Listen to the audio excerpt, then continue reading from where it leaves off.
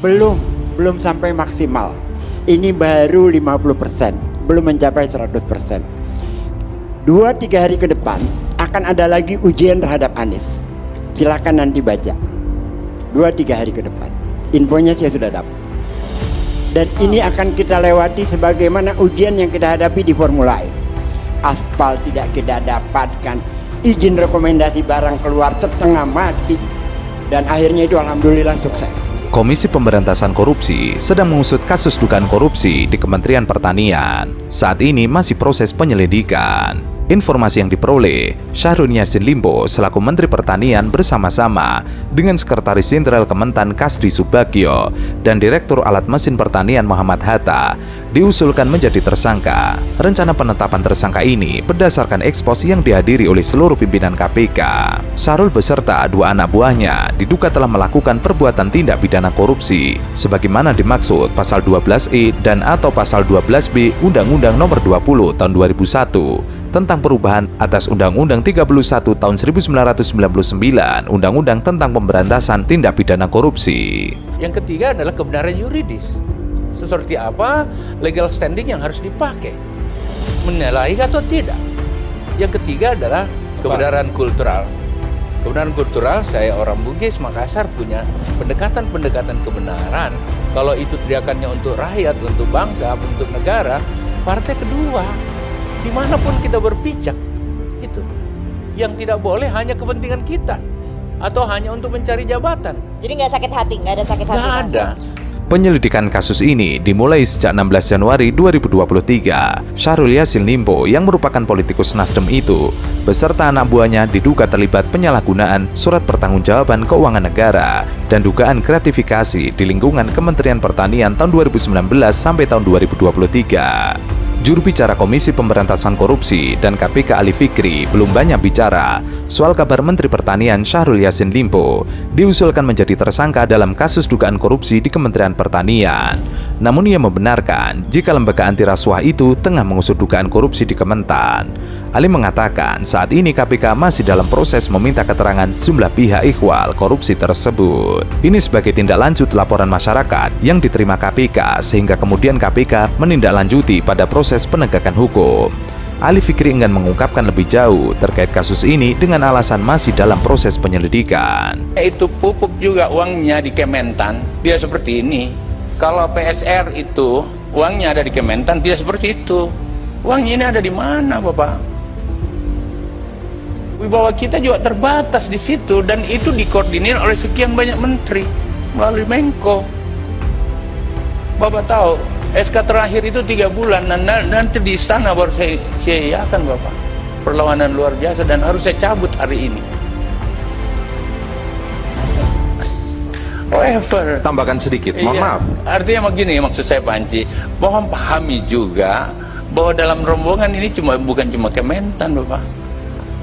Ya, kedelai dia perlu. Minyak goreng kan produktivitasnya oke, Panci.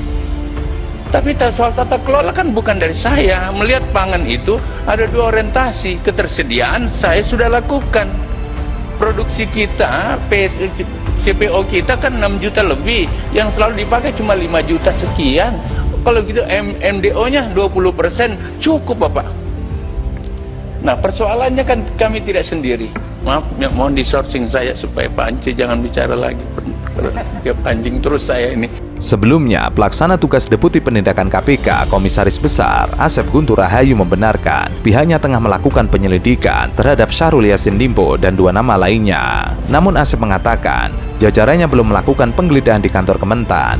Ia juga menyebut surat perintah penyelidikan belum terbit. Berdasarkan informasi dari pihak yang mengetahui ekspos kasus tersebut, pimpinan KPK telah menyepakati penetapan tersangka terhadap Syahrul Yassin Limpo dalam kasus dugaan korupsi di Kementerian Pertanian. Selain Syahrul, KPK dikabarkan juga menetapkan Sekretaris Jenderal Kementan Kasdi Subagio dan Direktur Alat Mesin Pertanian Muhammad Hatta.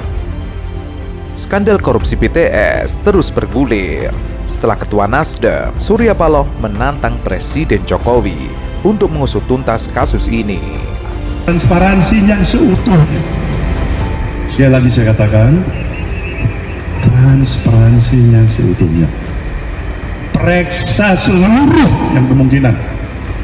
dari ujung kiri ke ujung kanan, dari barat timur, atas bawah, siapa saja yang terlibat. Periksa juga seluruh unsur yang ada di institusi manapun, termasuk Partai Nasdem ini. Nasdem welcome itu, kita menyambut itu, dan berikan juga hukuman yang setimpal tanpa ada lex spesialis dalam pengertian privilege. Si A boleh diperiksa, si C tidak boleh diperiksa. Semakin sedih lagi kita, semakin sedih. Tapi kalau transparansi itu dilakukan dengan kemampuan profesionalisme Kejaksaan Agung kita yang bebas juga dari intervensi siapapun dan juga kepentingan politik dari manapun, kenapa kita tidak berikan dukungan sepenuhnya? Jadi kalau kawan-kawan tanya, Nasdem mau berikan dukungan sepenuhnya atau setengah, saya bilang totalitas kita akan berikan dukungan. Menko Polhukam Mahfud MD yang juga menjabat sebagai PLT Menkominfo mendengar kabar ada 3 partai politik yang menerima aliran dana korupsi. Mahfud mempersilahkan Kejaksaan Agung dan KPK mendalami dugaan 3 parpol yang menerima uang korupsi BTS. Mulai bulan Juni, karena bulan Maret sudah minta perpanjangan, sudah diperpanjang kok pada bulan April, enggak benar, ditinjau bulan Mei kok enggak benar, Juni. Lalu dimulai penyelidikan. Dan sekarang ini proses hukumnya terus berjalan. Jadi tidak ada kaitannya dengan pemilu, dengan calon pers atau apapun. Semua tahu itu karena dulu ketika mulai diselidiki. BTS adalah proyek Kemenkominfo untuk membangun menara telekomunikasi bagi pengadaan sinyal 4G di kawasan terdepan, terluar, dan terpencil. Jumlah seluruh BTS yang telah dan akan dibangun sebanyak 9.113 menara. Pada tahun 2020 telah selesai 1.209 menara. Untuk tahun 2021 direncanakan 4.200 dan untuk 2022 sebanyak 3.704. Dugaan korupsi 8 triliun rupiah itu terjadi dalam pembangunan 4.200 menara untuk 2021. Mahfud menegaskan, ia tidak akan melakukan intervensi dalam proses pengusutan. Biarkan hukum yang menentukan. Mahfud mendorong Kejaksaan Agung dan Komisi Pemberantasan Korupsi untuk mendalami dugaan terhadap 3 parpol tersebut. Tentu saja, sikap dan saran Mahfud ini sangat diharapkan terlaksana secara transparan. Kejaksaan dan KPK harus segera mengejar aliran dana BTS ke 3 parpol tersebut tanpa ragu dan tidak tebang pilih. Surya Paloh sebelumnya mengatakan tidak masalah kalau Nasdem pun harus didalami oleh aparat penegak hukum. Mahfud melanjutkan, ia sendiri sudah diberitahu nama ketiga parpol yang diduga menerima aliran korupsi BTS. Salah satu jaringan koran online, Tribun Batam, menuliskan lengkap identitas ketiga parpol yang diduga menerima uang korupsi BTS. Sayangnya, ketika semua orang serius menunggu tindakan tegas tanpa pandang bulu, Mahfud sendiri malah menunjukkan kegamangan untuk mengawal skandal mega korupsi ini. Saya juga dapat berita itu dengan nama-namanya gitu, tapi saya anggap itu gosip politik, ya, gosip politik. Kita bekerja dengan hukum saja. Saya juga sudah lapor tentang itu ke Presiden, Pak. Saya tidak akan masuk ke soal ini.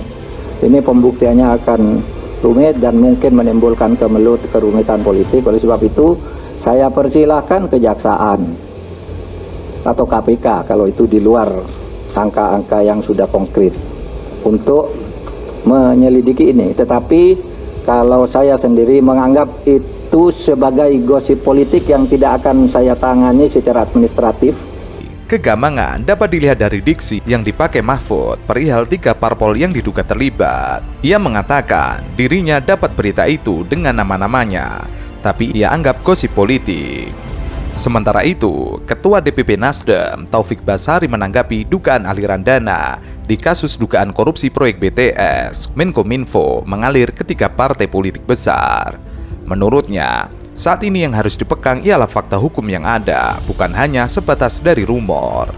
Ia mengatakan kalau bicara hukum, yang harus menjadi dasar adalah fakta hukum yang valid dan teruji kebenarannya. Sehingga jangan berpijak pada narasi yang dikembangkan yang belum ada dasar faktualnya. Ia menegaskan kembali bahwa komitmen Nasdem dalam kasus ini adalah Ketua Umum Surya Paloh ingin semua pihak yang terlibat dapat diperiksa secara akuntabel dan profesional, termasuk bila ada dugaan aliran dana kasus dugaan korupsi mengarah ke sejumlah partai. Sehingga moralitas penegakan hukum berjalan dengan baik. Penegakan hukum ini tidak menjadi alat kekuasaan. Hukum harus tetap menjadi hukum, dia tidak boleh menjadi kendaraan ataupun alat politik atau alat kekuasaan. Ini yang diharapkan kepada Kejaksaan Agung. Ia meminta Kejaksaan Agung nantinya berbicara dengan basis fakta, data, dan hukum dalam menanggapi dugaan aliran dana ke partai.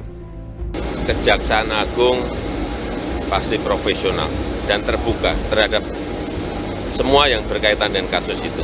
Penggantinya siapa Pak? PLT-nya Pak Menko Polhukam. Pak, ada isu Pak Hati jadi Menko bagaimana Pak? Pas sudah ditetapkan Pak. Mainnya Bapak juga sempat ngomong. PLT-nya Pak Menko Polhukam.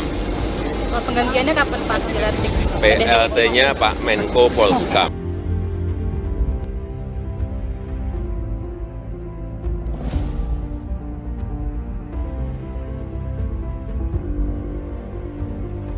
Malam Pak Anies, sedikit Pak.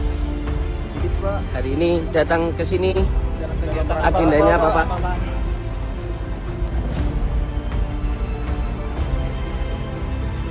Tantangan besar insya Allah bisa dilewati bila keyakinan itu ada.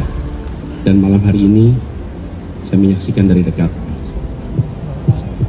Dan tadi dijelaskan tidak ada sedikit pun yang berubah ikhtiar kita untuk bekerja menghadirkan keadilan, menghadirkan kesetaraan, menjaga persatuan, jalan terus. Tidak ada yang berubah, tidak ada yang bergeser, dan tidak ada yang melambat. Kejaksaan Agung Republik Indonesia menetapkan Menteri Komunikasi dan Informatika Johnny G. Plate sebagai tersangka dan langsung ditahan. Plate diduga melakukan korupsi penyediaan menara base transceiver station atau BTS 4G dan infrastruktur pendukung 1, 2, 3, 4, dan 5 bakti Kementerian Kominfo tahun 2020-2022. Direktur Penyidikan Jampitsus Kejagung tadi mengungkapkan penetapan tersangka terhadap Plate terkait wewenangnya sebagai pengguna anggaran dan posisinya sebagai menteri. Menanggapi peristiwa tersebut, pengamat politik Rocky Gerung menyatakan bahwa hal ini merupakan permainan Presiden Jokowi yang ingin mengganggu Surya Paloh karena mencalonkan Anies Baswedan sebagai calon presiden 2024. Nasdem, Surya Paloh terutama. Tapi masih seolah-olah ada proses tawar-menawar, ya. Nasdem mesti klaim kami akan bersama Jokowi. Iya, tapi buat Jokowi ini bukan soal bersama, ini soal Anies. Kira-kira begitu kan. Jadi bertemulah kepentingan Ibu Mega juga kan punya perselisihan dengan Nasdem tuh. Nah, kelihatannya begitu. Kalau settingnya kita bikin lebih lengkap, ya Ibu Mega mungkin bujuk Pak Jokowi, ya kalau masih mau berbaikan dengan saya, lakukan sesuatu yang ingin saya dari awal saya minta supaya menteri-menteri Nasdem itu diganti. Anda sebagai petugas partai saya dari 2-3 tahun lalu nggak mau ganti-ganti itu. Jadi Jokowi juga paham itu kira-kira. Sebab kalau cuma Jokowi nego dengan Surya Paloh, ya kalau Surya Paloh minta maaf ya udahlah, bisa juga kan. Kan kita bisa bayangkan Surya Paloh tentu udah tahu bahwa dia akan diincar, karena itu dia naikin lagi tone-nya seolah-olah mau melawan. Tapi sebetulnya upaya Surya Paloh untuk naikin tawaran itu dianggap sebagai kelancangan tuh. Tapi bagi Surya Paloh menganggap bahwa iya supaya tukar tambahnya enak kan. Ternyata gagal karena saya hitungnya Pak Jokowi juga dapat semacam sinyal dari Ibu Mega supaya dipercepat dong tuh prosesnya. Kira-kira begitu ya, ini analisisnya. Ini problem politik yang dikasih nuansa hukum supaya enak. Ini soal yang diduga dari awal ketika nama Johnny Plate disebut. Itu artinya Jokowi mau mengganggu Nasdem, terutama Surya Paloh. Seolah-olah masih ada proses tawar-menawar bahwa kami masih bersama Jokowi, kata Rocky Gerung. Namun demikian, Rocky menilai bagi Jokowi hal itu bukan soal bersama atau tidak, akan tetapi soal Anies. Apalagi Megawati juga punya perselisihan dengan Nasdem.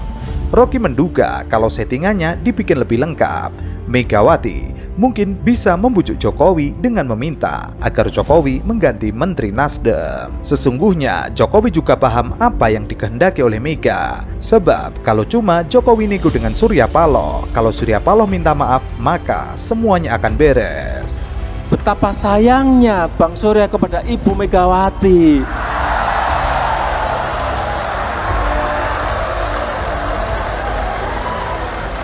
Coba sahabat sejati saya yang paling saya sayangi, Ibu Megawati Soekarno Putri, beliau sampaikan,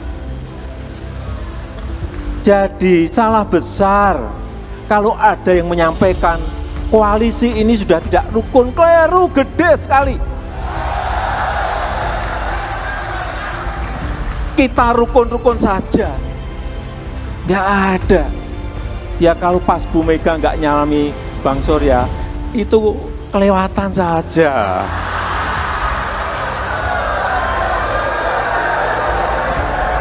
Antara Megawati, Jokowi, dan Surya Paloh saling berkiat. Kejagung dalam kendali PDIP, dan PDIP sejak lama ingin menteri-menteri Nasdem diresafel.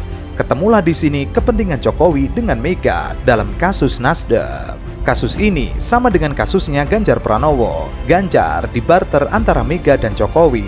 Jokowi merasa perlu menaikkan posturnya dengan mengepung Mega menggunakan musyawarah rakyat. Menurut Rocky, Jokowi mau memberikan sinyal ke Mega bahwa ia harus melakukan nego dengan Jokowi. Akan tetapi, Mega juga melihat bahwa Jokowi masih utang permintaan, bahwa menteri-menteri strategis yang diminta Mega tidak segera diberikan oleh Jokowi. Dengan cara seperti ini, skenario ini bisa diduga sejak awal bahwa Anies bisa dibatalkan melalui kriminalisasi di Nasdem. Katanya nomor 3. Ya kalau nomor 3 nggak usah dijegal lah, dia pasti kalah juga dalam pemilu, bener nggak? Harusnya dia kalau konsisten ya. Oke. Kalau konsisten itu, kalau memang percaya dengan hasil survei, ya nggak usah pakai jegal, cuma jegal. Tapi kalau menjegal kan berarti nggak percaya sama survei. Kira-kira gitu. Jadi saya sih lihat ini aneh gitu.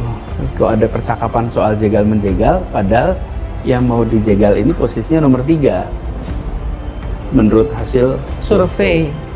Jadi buat saya yang penting kita jalan terus, sampaikan apa yang menjadi misi kita, dan kepentingan kita adalah rakyat Indonesia merasakan keadilan, hidup yang lebih baik. Itu aja.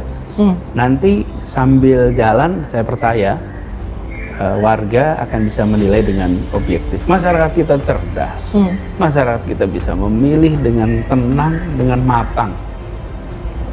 Di Jakarta waktu Pilkada DKI, kita menemukan fenomena yang serupa. Seingat saya belum pernah ada satu survei pun yang mengatakan kami nomor 1. Nggak ada.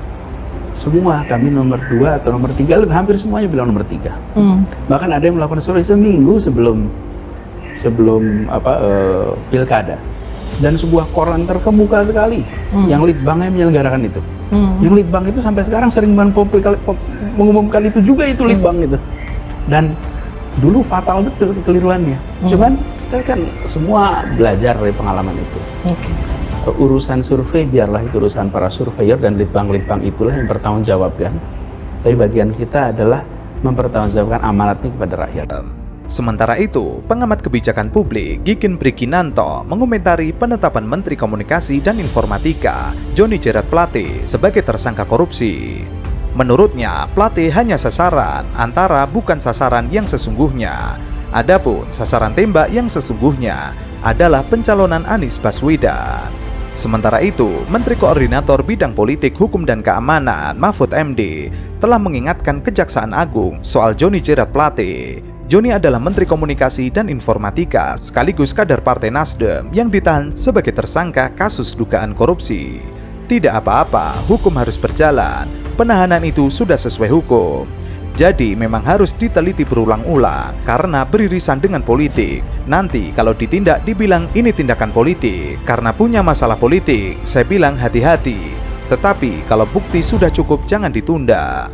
Menurut Mahfud, Jika Kejagung sudah memiliki 2 alat bukti, jangan menunda penetapan tersangka karena bisa menghalangi penegakan hukum. Sementara itu, Surya Paloh mengatakan bahwa jangan ada intervensi dari pemerintah. Transparansi yang seutuhnya. Sekali lagi saya katakan, transparansi yang seutuhnya. Periksa seluruh yang kemungkinan. Dari ujung kiri ke ujung kanan, dari barat timur, atas bawah, siapa saja yang terlibat. Periksa juga seluruh unsur yang ada di institusi manapun, termasuk Partai Nasdem ini. Nasdem welcome itu. Kita menyambut itu. Dan berikan juga hukuman yang setimpal.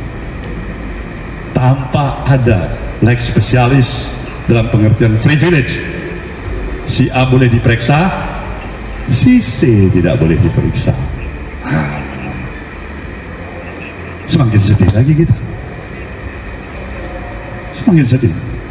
Tapi kalau transparansi itu dilakukan dengan kemampuan profesionalisme Kejaksaan Agung kita yang bebas juga dari intervensi siapapun dan juga kepentingan politik dari manapun, kenapa kita tidak berikan dukungan sepenuhnya? Jadi kalau kawan-kawan tanya, Nasdem mau berikan dukungan sepenuhnya atau setengah, saya bilang totalitas kita akan berikan dukungan.